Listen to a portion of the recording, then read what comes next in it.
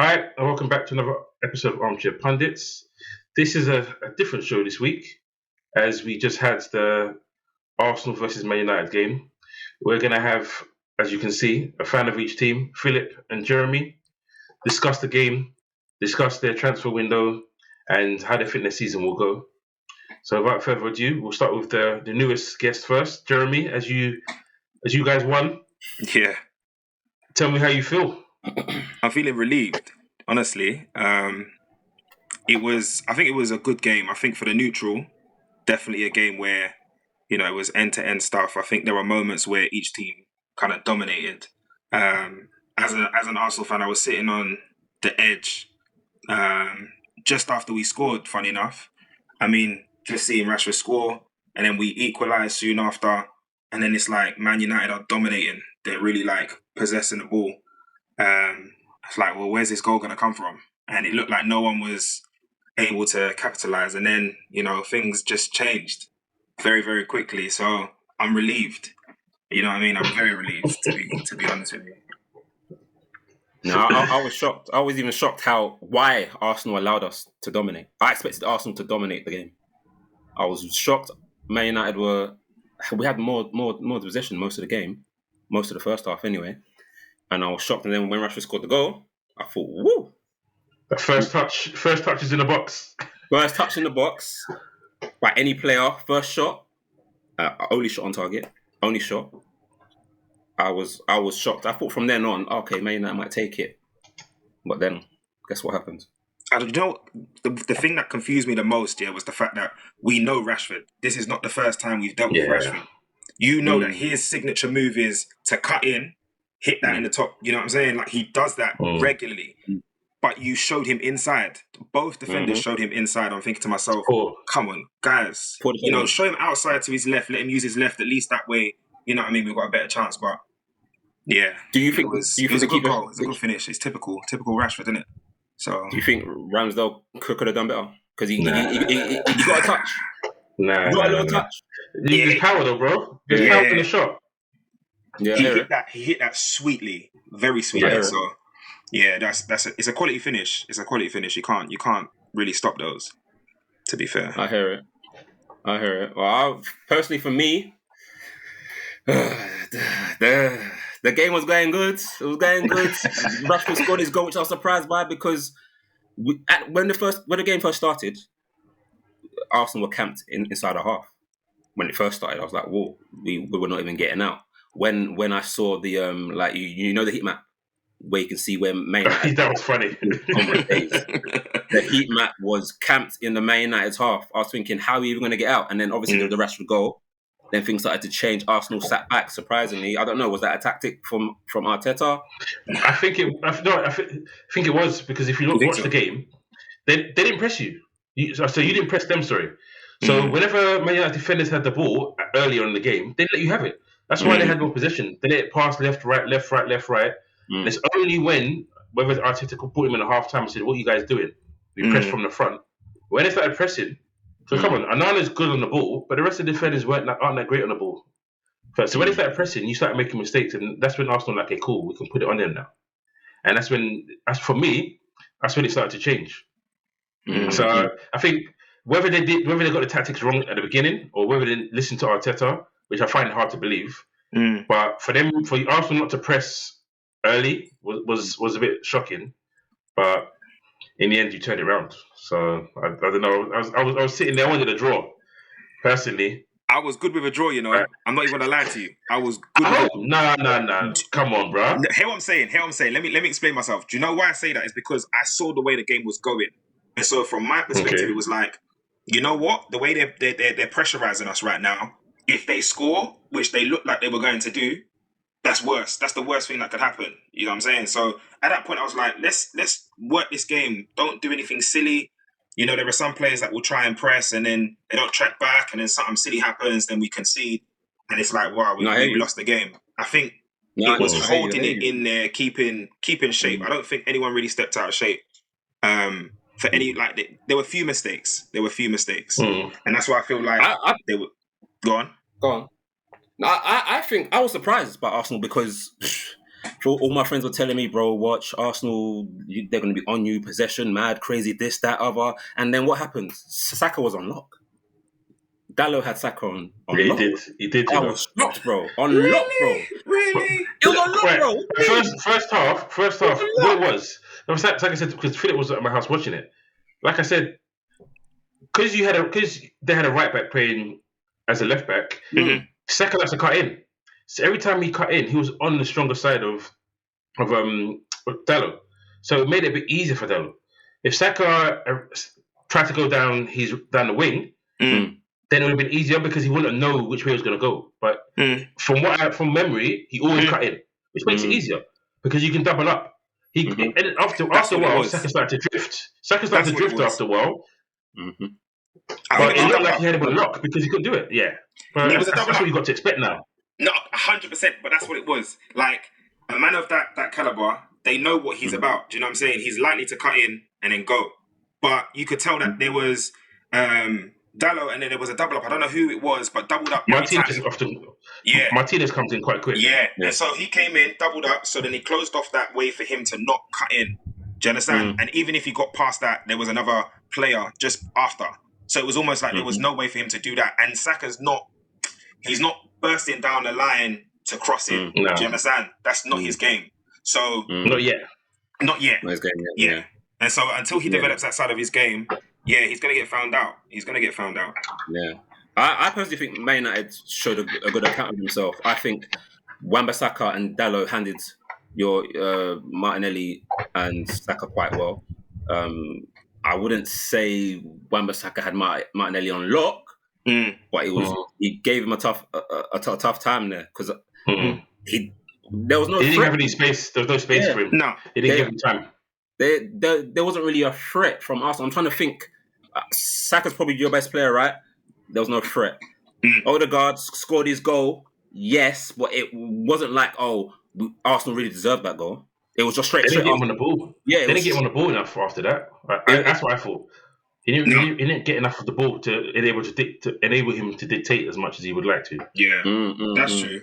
I think it was just a case of if any of those two defenders kind of dropped in like concentration or anything, then them guys would like capitalize. Because if you look at Martinelli running down the line on Wan-Bissaka, it was that cutback that Odegaard scored. You see what I'm saying? Yeah. So it's that opportunity, that lapse of concentration. That's really what gave opportunity. But there weren't really anything. He has that in him. Yeah. It was a exciting game, though. I think it was a good game, and I think any team could have taken it. It was not like Arsenal deserved to win or Man United were hard done by.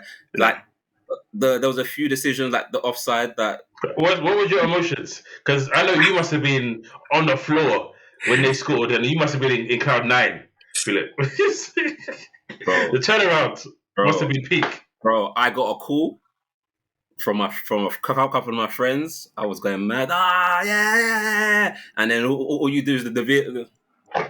As soon as you see it. I was like, my face. My heart shut down. And then from that on, I was like, come on, man. Because I think if we had scored that game, the game probably would be... It's game done. Game done. Absolutely. It's game done. In my opinion, anyway, it's game done. Yeah, I think it would have been a lot different. 3-1 though, was it harsh? Was it a harsh scoreline, or was it a deserved? I don't think it. It's harsh. It doesn't give a good account of how the game went on. But that's football, isn't it?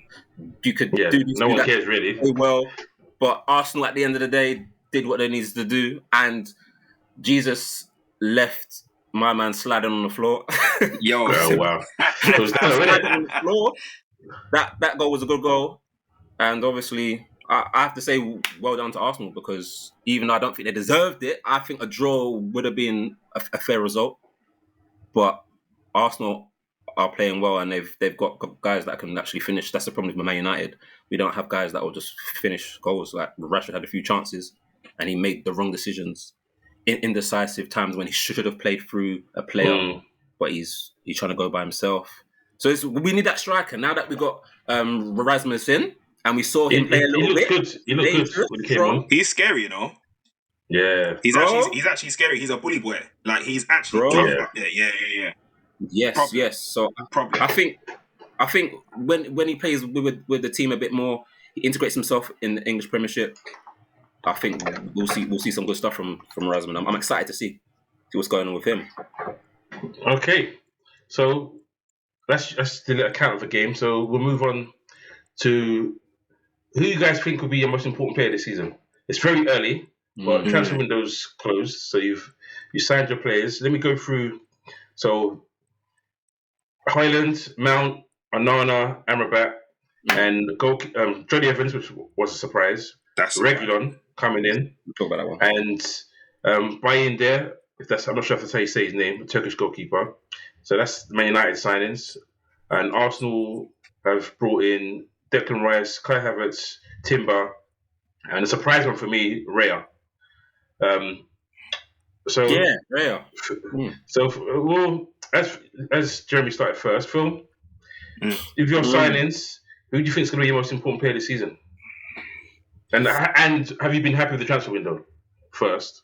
I think transfer window. I'll give it a 7 out of 10, probably transfer window.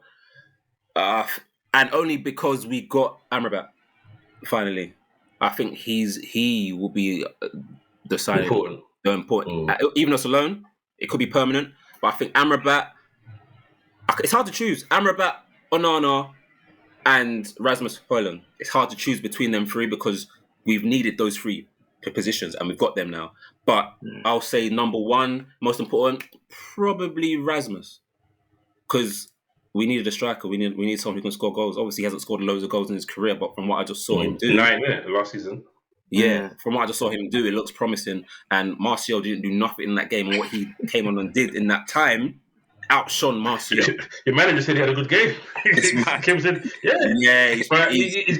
confidence in it. He's trying to do encouragement. But I guarantee you, I don't think Martial, unless Martial does a madness, I don't think he'll be here next season. Nah. Not be here next season. So I'll say Rasmus. Okay. That's your best signing. Who's going to be your most important player this season? In general? Oof. I'll probably say... That would be straightforward, really. Your capo. That's what I would have thought. The captain? I would have thought. He's the most creative player in the Premier League. My stats. It's and true. Now you've got Rasmus. Yeah, I hear you. Yeah, I agree with that. I'll say that's me anyway. Sorry, I'm putting mine onto you. Let me stop. I will say the most important player would be Rasmus Højlund because Bruno was there last season doing what he's doing, but we didn't have anyone to finish it. Okay. So I'll still say Rasmus Højlund for me. Okay, over to you, Jay. Yeah.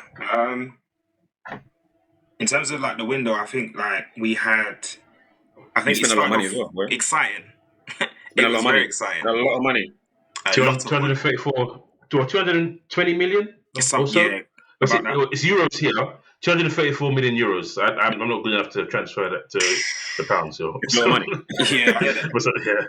But it was good. When you heard, I mean, we knew Rice was coming. They took long because certain things happen here and there. Paperwork, etc. That's cool. We got the guy, and we're happy. I'm not gonna lie to you. For me, the most he's for me the signing that I wanted, personally speaking, just knowing how our midfield. I'm just thinking old school Arsenal dominated midfield.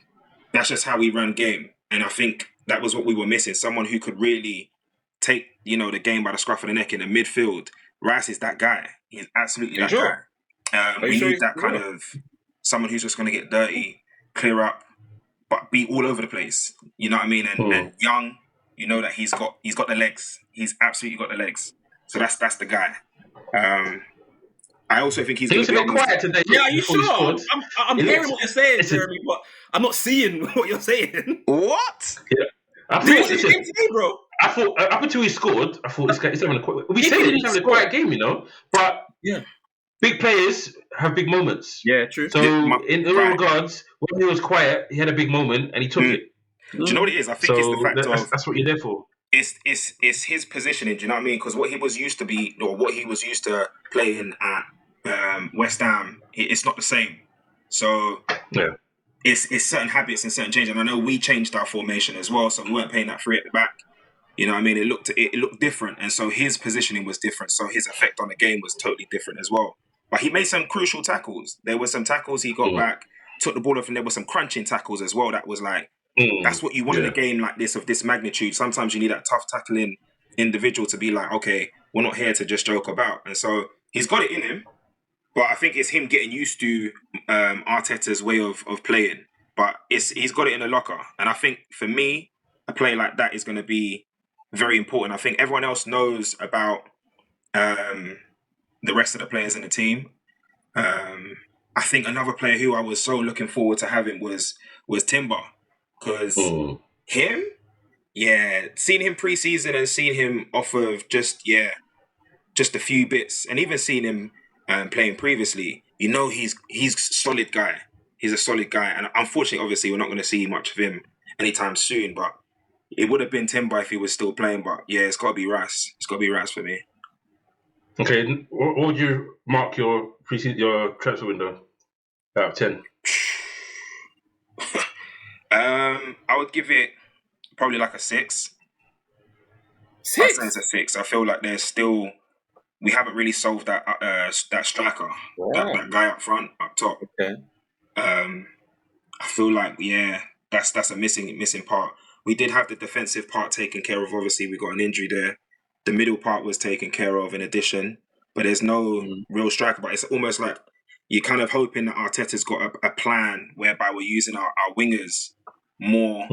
You know what I mean? As a Man City football, the strikers up top. But he tried the Liverpool football really. Basically. Our wingers were the goal scorers. And your number 9 wasn't a goal scorer. No, it works, but you got to get it right. Do you know what I mean? You got to get it right. You have to have the right players to do the job as well. So I think if we had that, I think we'd have a better transfer window. But 6 out of 10. So 6. Okay, 6. Wow. Okay. Surprised by that. I'm surprised. But selling Balogun was strange for me. I know he's got a lot to prove potentially, and he wanted to play. You got decent money for him. I've seen 30 million euros here. Yeah, it's a lot. But maybe, I don't know. Maybe he could have been the guy, but he could have. We'll just have to wait and see. We don't know. Do you know what it is? It's that there's a lot of stuff we just don't see as fans. You know what I mean? Like unless you're in camp, you don't know what the attitude's like. You don't know what whether he fits in the plans. You know what I mean? Arteta's got a plan. He's been having a plan. So it's like if you don't fit that mold, it's just not going to work for you. So boy. True that.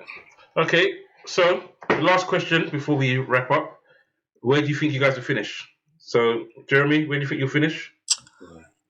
I would say I think we will finish second or third.